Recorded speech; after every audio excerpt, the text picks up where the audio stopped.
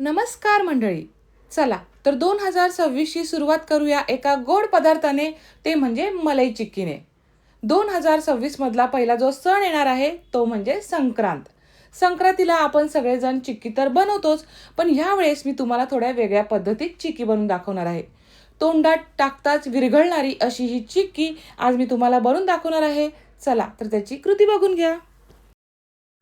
चिक्की बनवण्यासाठी इथे मी एक मोठी वाटी इतके तीळ घेतलेले आहेत.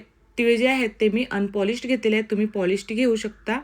मंद आचेवर आपल्याला तीळ छान भाजून घ्यायचे आहेत आणि एका प्लेटमध्ये काढून घ्यायचे आहेत. आता ज्या वाटीने तीळ घेतले होते त्याच वाटीने मी अर्धा वाटी इतके शेंगदाणे घेतलेले आहेत. शेंगदाणेही आपल्याला मंद आचेवर छान असे भाजून घ्यायचे आहेत.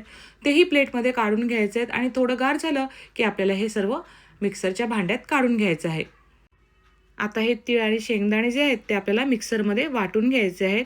आपल्याला हे जाडसरच वाटून घ्यायचे आहेत. हे बघा, थोडंसं जाडसरच ठेवलेलं आहे मी. आता एका प्लेटमध्ये आपल्याला हे सर्व काढून घ्यायचं आहे. त्याच्यामध्ये घालत आहे मी डेसिकेटेड कोकोनट. 4 चमचे इतकं मी डेसिकेटेड कोकोनट घातलेलं आहे. कमी जास्त झालं तरी हरकत नाही. 3 चमचे इतके मी याच्यामध्ये मिल्क पावडर घातलेली आहे. आता मी याच्यामध्ये थोडीशी वेलची आणि जायफळची पूड घातलेली आहे. हे सर्व जे जिन्नस आहेत ते आपल्याला एकत्र करून घ्यायचं आहे, मिक्स करून घ्यायचं आहे. आता गॅसवर पॅन ठेवलेला आहे, कढई. त्याच्यामध्ये घातलेलं आहे थोडंसं तूप. आता त्याच्यामध्ये आपल्याला गूळ घालायचं आहे. जितकं आपलं सारण आहे ना त्याच्या निम्म आपल्याला गूळ घालायचं आहे. हा साधा गूळ आहे, चिक्कीचा गूळ नाही आहे. याच्यामध्ये मी 1 चमचा इतकं पाणी घातलेलं आहे आणि मंद आचेवर आपल्याला हा गूळ जो आहे तो मेल्ट करून घ्यायचा आहे. हा बघा, गूळ आता छान मेल्ट झालेला आहे. आता थोडीशी बुडबुड यायला सुरुवात झाली का लगेचच आपल्याला हे सर्व मिश्रण याच्यामध्ये टाकायचं आहे. ही सर्व प्रोसेस आपल्याला मंद आचेवरच करायची आहे.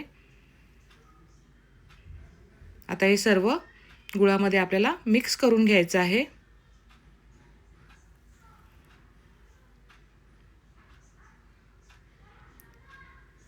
तुम्ही बघू शकता हे मिश्रण जे आहे ते सैलसर आहे आणि खाली कढईला पण लागत आहे.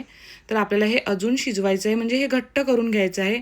आणि जेव्हा कढई हे मिश्रण सोडेल तेव्हा समजून जायचं की आपलं बॅटर परफेक्ट तयार झालेलं आहे. हे बघा, कढई हे मिश्रण सोडत आहे म्हणजे आपलं परफेक्ट बॅटर तयार झालेलं आहे.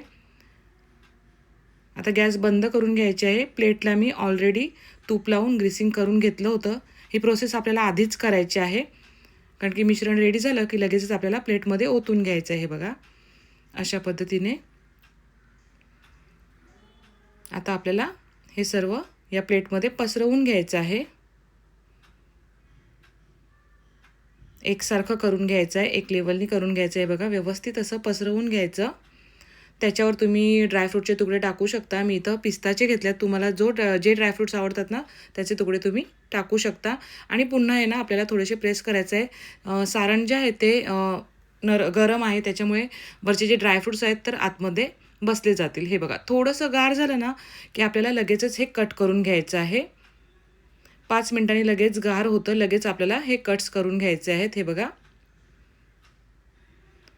आता हे कट केल्यावर थोडा वेळ मी अजून ठेवलं, 10 मिनटं. त्याच्यानंतर मी हे बघा कालतीच्या साह्याने काढत आहे. हे बघा, परफेक्ट अशा वड्या आपल्या मस्त निघालेल्या आहेत. हे बघा, छान अशी तोंडात टाकताच विरघळणारी अशी आपली चिक्की तयार झालेली आहे. तुम्ही बघू शकता एकदम अलगद या चिक्क्या सहजपणे निघत आहेत. तर तुम्हीही या वर्षीच्या मकर संक्रांतीला अशा पद्धतीत तोंडात टाकताच विरघळणारी चिक्की बनवा आणि कशी झालेली आहे ते मला कॉमेंट करून नक्की सांगा. तुम्हा सर्वांना ॲडव्हान्समध्ये मकर संक्रांतीच्या खूप खूप शुभेच्छा. तिळगुळ घ्या आणि गोड गोड बोला.